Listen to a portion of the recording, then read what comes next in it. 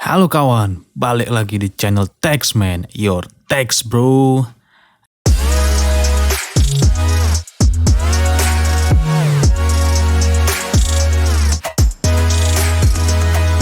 Kalau Taxman udah keluar logat medannya kayak gini, berarti kalian tahu lah ya apa yang mau Taxman bahas. Perkara. Ini adalah edisi Taxman Perkara. Widih, ngeri kali namanya ya kan? Iyalah, kalian tahu kan kalau anak Medan suka nyari perkara, makanya banyak kami jadi pengacara hebat ya kan? Oke lah, cukup kepanjangan intronya.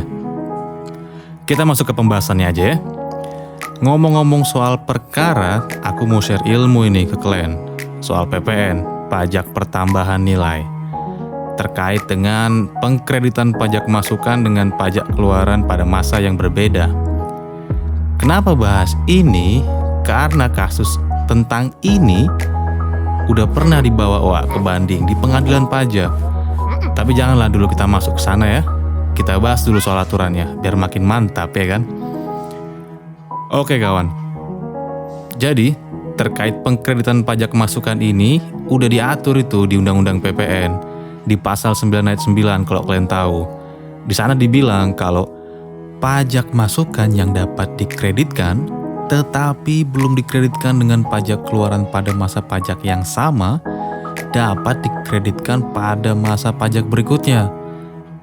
Kalian tahu nih, paling lambat pada bulan ketiga setelah berakhirnya masa pajak yang bersangkutan. Tapi sepanjang belum dibebankan jadi biaya ya kawan, dan belum dilakukan pemeriksaan juga. Kalimat pajak masukan yang dapat dikreditkan di atas itu mengacu ke pasal 9 ayat 2 yang bilang pajak masukan dalam suatu masa pajak dikreditkan dengan pajak keluaran dalam masa pajak yang sama. Nah, pasal itulah yang jadi masalah kawan. Bukan masalah kayak pasal-pasal di undang-undang yang viral kemarin ya. Nggak maulah kesebut namanya, udah tau lah kalian pasti ya kan. Maksud aku masalah itu soal interpretasinya antara pemerintah dan wajib pajak. Tapi kalian ngerti nggak maksud interpretasi itu apa? Nanti udah ngomong canggih-canggih, kan interpretasi. Nggak ngerti pula kalian. Ini nih, aku buka nih, KBBI. Arti interpretasi di KBBI itu pemberian kesan, pendapat, atau pandangan teoritis terhadap sesuatu. Tafsiran. Wih, makin nggak ngerti pula nanti kalian ya kan. Itulah pokoknya. Tafsir-menafsir lah pokoknya intinya ya. Jadi gini aja lah, biar kalian gampang ngerti. Ku buat contoh aja lah ya. Contohnya kayak gini. Adalah si PT Ucok ya kan. Dia punya pajak masukan di bulan Oktober 2019. 100 miliar wak. Janganlah segitu. Bingung kalian nanti membayangkannya. Biasa beli bonbon di Indomaret aja kalian kembalian 200 perak. Ditungguin di kasirnya ya kan sambil melotot. Ini mau bahas uang 100 miliar pula. Ku ganti aja lah ya, biar lebih simpel, biar lebih gampang bayanginnya. Ku ganti jadi 100 juta. Oke, dia, si PT Ucok ini, punya pajak masukan 100 juta di bulan Oktober 2019. Normalnya kan, yang kayak ku bilang tadi di atas, di pasal 9 ayat 2, di sana dikasih tahu, kalau pajak masukan yang dia peroleh di bulan Oktober 2019 tadi, dikreditkan harusnya di SPT masa Oktober 2019 juga kawan. Tapi entah karena apa lah ya kan nggak dikreditkan orang itu si PT Ucok ini di SPT masa Oktober itu. Mungkin karena malas karyawannya kan, nggak tahu juga awak. Pokoknya nggak masuk lah itu di pajak masukan SPT masa Oktober. Jadi dimasukkan si Ucok inilah pajak masukan itu di SPT masa Januari 2020. Tapi statusnya pembetulan, bukan SPT normal. Udah ngerti kalian ya? Nah, karena malas-malasan karyawannya tadi itu ya kan, karyawan pajaknya nggak beres tuh, malas-malasan kerjanya. Adalah temuan data di kantor pajak. Diperiksa lah mereka, si PT Ucok ini.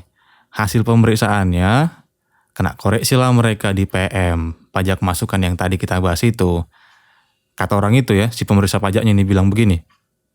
Loh, kok ada nih pajak masukan Oktober 2019 yang kau laporkan di SPT masa pembetulan Januari 2020? Gak bisa lah kayak gitu kawan. Kalau mau lapor di pembetulan ya lapor di SPT Pembetulan Oktober 2019 juga. Jangan di Januari 2020. Kan di penjelasan pasal 9 ayat 9 bilang kayak gitu, kata pemeriksa pajak ini ya kan. Stop dulu. Biar kalian gak gagal paham, ku bacakan dulu penjelasan di Undang-Undang PPN-nya ya. Penjelasan pasal 9 ayat 9 Undang-Undang PPN. Ketentuan ini memungkinkan PKP untuk mengkreditkan pajak masukan dengan pajak keluaran dalam masa pajak yang tidak sama, yang disebabkan antara lain faktur pajak terlambat diterima. Pengkreditan pajak masukan dalam masa pajak yang tidak sama tersebut hanya diperkenankan dilakukan pada masa pajak berikutnya, paling lama 3 bulan setelah berakhirnya masa pajak yang bersangkutan. Kayak di awal yang kita bahas tadi ya kawan. Dalam hal jangka waktu tersebut telah dilampaui, pengkreditan pajak masukan tersebut dapat dilakukan melalui pembetulan surat pemberitahuan atau SPT masa PPN yang bersangkutan. Kedua cara pengkreditan tersebut hanya dapat dilakukan apabila pajak masukan yang bersangkutan belum dibebankan sebagai biaya atau tidak ditambahkan atau dikapitalisasi kepada harga perolehan BKP atau JKP yang bersangkutan, dan terhadap PKP belum dilakukan pemeriksaan. Nah, sebenarnya DJP itu udah kasih tenggang rasa ke klien. Tenggang waktu maksud awak. Buat klien-klien ini, atau buat si PT Ucok tadi lah contohnya ya kan, untuk boleh mengkreditkan pajak masukannya paling lama 3 bulan sejak berakhirnya masa pajak yang bersangkutan. Udah jelas lah ya. Jadi, dalam kasus tadi, si PT Ucok boleh dia kreditkan pajak masukan itu di SPT masa normal ya, untuk masa November 2019. Atau kalau misalnya masih lalai pegawai pajaknya ya kan, karyawan pajaknya tadi, entah lagi malas-malas lagi dia, boleh dilaporkan di SPT masa Desember 2019. Kalau misalnya ada kendala apa atau malas dia lagi, boleh sampai Januari tahun 2020 pun masih bisa. Kurang baik apalagi DJP ya kan ke klien. Dikasih kelonggaran itu lewat 3 bulan itu pun masih boleh, tapi menggunakan mekanisme pembetulan SPT dan dilaporkan SPT-nya harus di masa yang bersangkutan. Artinya masa faktur itu diterbitkan di Oktober 2019. Jadi harusnya kalau sudah lewat tadi di Januari 2020 boleh dilaporkan lagi dia di SPT masa pembetulan Oktober 2019. Kayak gitu lah kira-kira kesimpulan dari si pemeriksa tadi ya kan. Nah, setelah diterima PT Ucok inilah hasil pemeriksaannya tadi kan. Ada kurang bayar nih mereka mungkin dari hasil pemeriksaan tadi. Gak terimalah mereka, jadi bacanya kan dengan saksama, gak terimalah mereka hasil pemeriksaan tadi. Jadi kata si PT Ucok ini ke pemeriksa tadi ya kan, sambil baca SKP ini tadi, kok gak bisa pula Bapak bilang? Dasar hukum yang Bapak bilang tadi kan di pasal 9 ayat 9 nggak ada larangan soal pembetulan yang kubuat ini Pak. Bapak bilang di penjelasannya ada diatur. Tapi manalah bisa penjelasan undang-undang dipakai jadi dasar hukum Pak. Udahlah, gak terima aku. Main jalur hukum aja kita. Kata si Ucok ini ya Wak, ngegas pula dia kan. Nah, kayak gitulah eceknya drama yang terjadi Wak di antara mereka. Udah kayak FTV aja ya kan. Intinya urusan pajak itu kita harus lebih aware lah kawan ya kan. Udah diatur di undang-undang, harus lebih tertib lah biar lebih baik ya kan. Harus kayak gitu lah memang. Ikuti aja undang-undangnya. Kalau kalian masih belum jelas juga bahasa undang-undangnya, telepon AR kalian di KPP. Kalau misalnya AR nggak ngangkat, KPP nggak ngangkat, telepon juga kering pajak itu. Mantap itu, konsultasi gratis kapan lagi ya kan.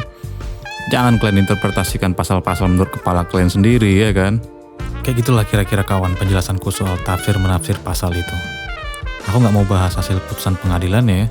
Itu kan udah soal keputusan hakim. Nanti kalau aku bahas kena pula aku gara-gara itu ya kan. Nyari aman aja lah kita ya. Maksudku di sini itu mau ngasih tahu ke klien kalau pasal ini masih menimbulkan interpretasi yang beda-beda antar wajib pajak dan Direktorat Jenderal Pajak itu sendiri. Udah lah ya, gimana? Cocok kamu rasa? Subscribe lah kalau gitu ya kan, komen-komen juga, share juga video ini ke kampung kalian biar makin pintar orang-orang sana, oke? Sampai ketemu lagi di edisi Taxman perkara selanjutnya. Kalau masih ada ya kan. Taxman, your tax bro.